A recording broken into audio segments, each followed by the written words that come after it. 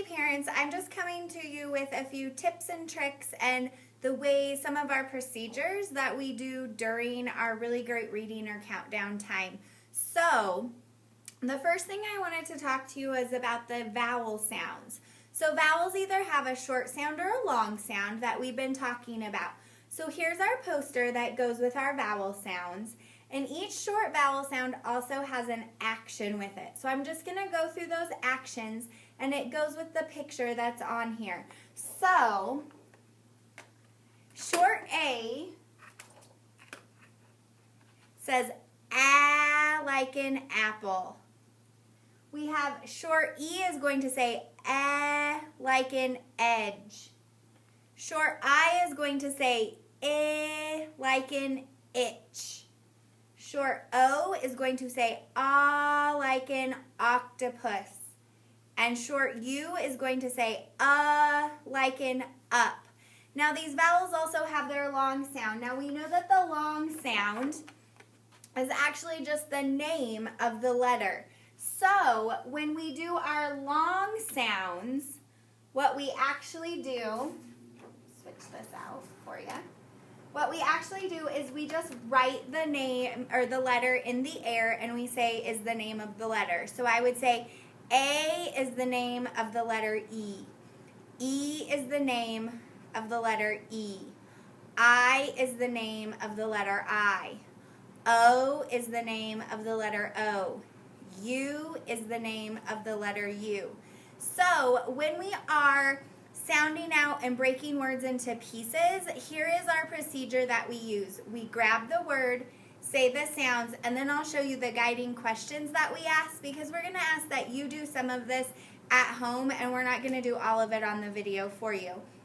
So I'm going to just do a couple of different ones. So let's do the word pat. So I would say pat, at, pat.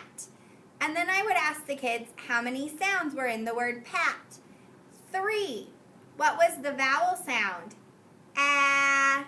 Then I would say, is ah short or long? And they would say it's short because ah is the first sound in apple.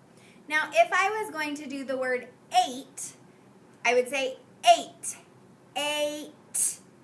I would say how many sounds in that word? 2. What was the vowel sound? A.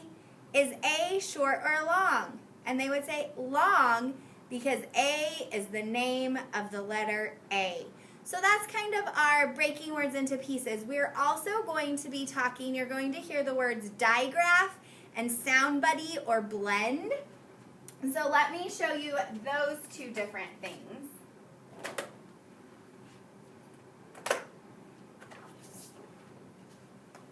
So a digraph is 2 or 3 letters that work together to say one sound. So here are the digraphs that we have learned so far.